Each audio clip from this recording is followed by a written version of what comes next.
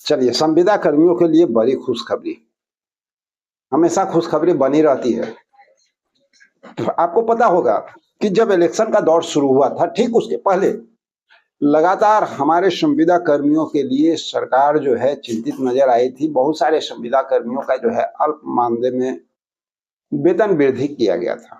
बहुत सारे लोगों को जो है सौगात दिया गया था। चलिए, हमारे जितने भी संविदा कर्मी हैं एकजुटता का प्रदर्शन किए हैं और सभी लोग मिलकर के पुनः एक नई सरकार के लिए चुनाव जो किए और जो मेजोरिटी दिया गया वो अतुलनीय है।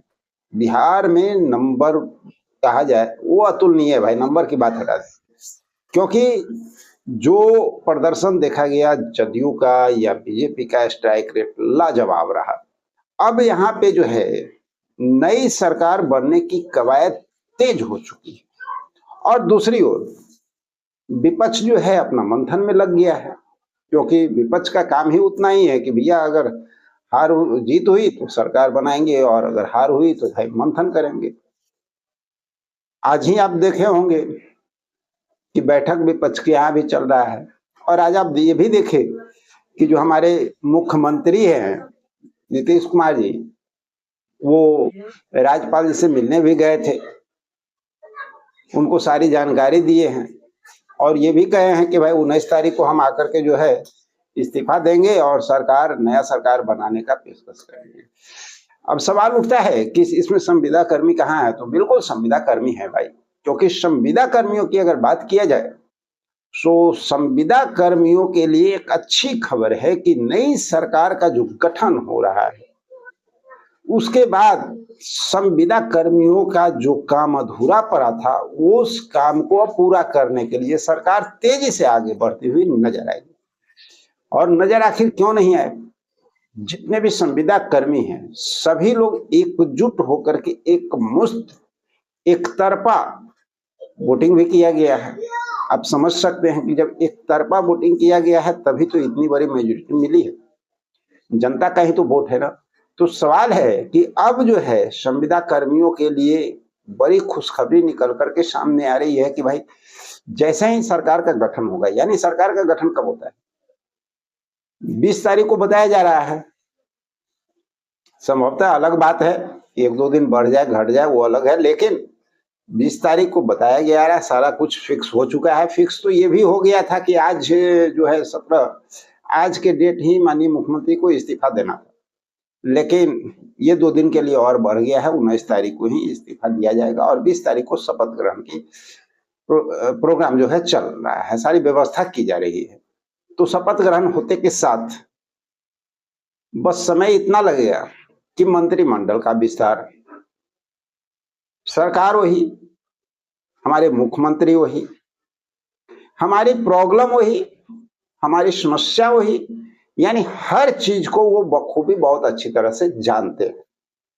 और इस चीज को बिहार की जनता भी समझ रही कि भाई हर चीज को माननीय मुख्यमंत्री जानते हैं, समझते हैं। इनको अगर हम चेंज कर देते हैं तो फिर हमारी समस्या का क्या? फिर तो नई सरकार दूसरा बनेगा और दूसरा बनेगा तो वो हमारी समस्या को जानते जानते जानते जानते 20 साल ले लेगा। अगर 20 साल हमारी समस्या को देखते देखते ले लेगा तो हमें इसका फिर जो हमारा मांग है वो तो पूरा होगा नहीं। तो हमारा मांग तो पूरा हो सकता है कब? जब वो सरकार ही बैठे और सारी समस्या से अवगत सरकार है तो मांग पूरा करने में बहुत आसानी हो जाएगी और बिल्कुल होगा। तो जैसे ही नई सरकार बनेगी, कैबिनेट का गठन होगा, मंत्री बनेंगे, उसके बाद हमारे जितने भी संविदा कर्मी साथी हैं और उनके जो भी लीडर हैं सभी लोग का भाग दौड़ शुरू हो जाएगा। देखिए, हम ये बात ये नहीं कर रहे हैं, हम ये कर रहे हैं भाग दौड़ शुरू कर दीजिएगा और ये जरूरी है क्योंकि सरकार जरूर वही है, माननीय मुख्यमंत्री हमारे जरूर वही है। हो सकता है डिप्टी सीएम जो हो वो भी वही रह जाए या एक आध डिप्टी सीएम बढ़ जाए, जैसा उम्मीद जाहिर किया जा रहा है कि चिराग पासवान का डिप्टी सीएम में जो है नाम सामने आ सकता है, तो वो भी बढ़ सकते हैं। तो बहुत सारे मंत्री जो है चेंज भी होंगे तो हम लोग को अपना अपना मंत्रालय, यानी 45 विभाग है संविदा कर्मियों का, तो अपने अपने मंत्रालय के जो मंत्री, जो नए मंत्री जो शपथ लेंगे, उनसे तो मिलना होगा, अपनी समस्या तो बतानी होगी ना, उनको तो कम से कम जानकारी देनी होगी। मुख्यमंत्री तो जानते ही हैं, तो पहल शुरुआत तो संविदा कर्मियों को करना ही पड़ेगा। तो इसके लिए सब लोग तैयार हो जाइए, क्योंकि एक्टिव इसलिए होना जरूरी है कि लंबे अरसे से आप मांग कर रहे हैं, समय तो धीरे धीरे घसक रहा है और हमारी आपकी उम्र सीमा भी घसक रही है। जितना जल्दी आपका मांग पूरा होगा, आपके जीवन में थोड़ी सी खुशियां आ सकती हैं। इसलिए जितने भी संविदा कर्मी हैं वो एक्टिव हो जाएं, तैयारी शुरू कर दें। और अब तो जो सरकार आई है उसके साथ मिल करके कदम से कदम मिला करके चलना ही है और अपना मांग पूरा करवाना भी है। अब सवाल उठता है जो बातें निकल के आ रही हैं, क्योंकि लमसम जितने बड़े चेहरे जो देखे जा रहे हैं, चाहे हमारे सीएम हो जाए, चाहे चिराग जी हो जाए, मांझी जी हो जाए, कुशवाहा जी हो जाए, ये जो बड़े चेहरे हैं, इन सभी चेहरों के पास हम लोग लमसम गए हैं, पहुंचे हैं, अपनी बातों को रखें और सब लोगों ने जो है हमेशा आश्वस्त किया है कि आपका काम होगा। हम एक की बात नहीं करते हैं, लमसम जितने विभाग हैं सबके बारे में ये बातें सामने आई है। जब भी आप लोग गए हैं तो कोई नेता ये नहीं बोला है कि आपका काम नहीं होगा, सबने आपको आश्वस्त किया है कि काम होगा।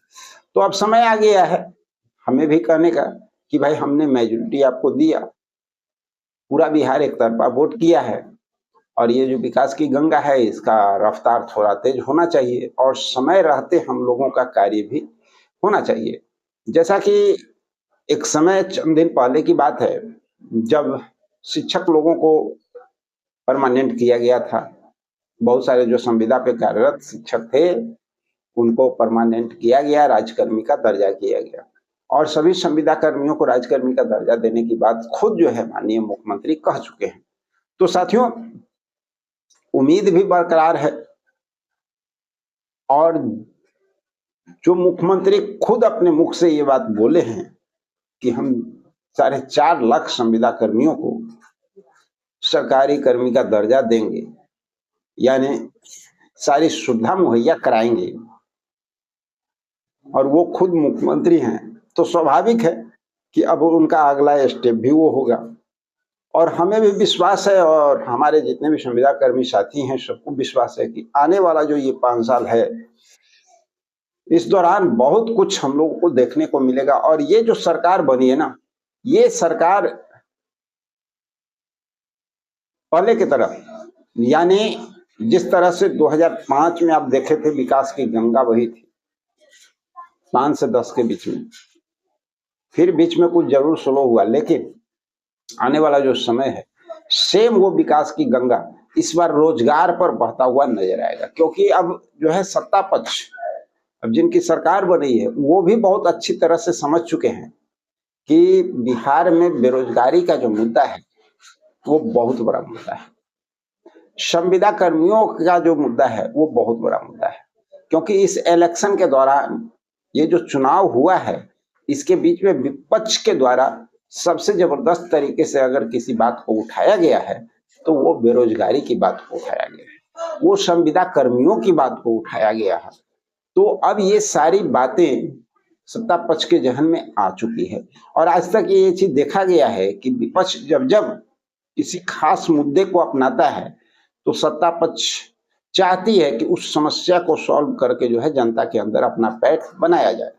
और हमें पूरा भरोसा है कि इस बार संविदा कर्मियों की बात जिस तरह से विपक्ष के द्वारा लगातार पूरे इलेक्शन में उठाया गया था, इनको एक मुद्दा बनाया गया था, तो सरकार के जहन में ये बात आ चुकी है। तो नई सरकार बनते ही अब संविदा कर्मियों को सरकारी कर्मी का दर्जा मिलना भी सुनिश्चित नजर आ रहा है।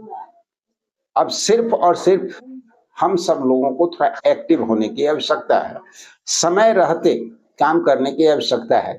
नई सरकार का गठन होते के साथ जितने भी हमारे संविदा कर्मी साथी हैं सभी को एक्टिव होकर के नए मंत्रालय जो भी जिनको भी मिलता है उनसे मिलना, अपनी बातों को रखना, सरकार तक अपनी बातों को पहुंचाना, ये हमारी प्राथमिकता होगी। तो चलिए मिलते हैं और कुछ महत्वपूर्ण जानकारी के साथ अगले वीडियो में। जब तक के लिए जय हिंद।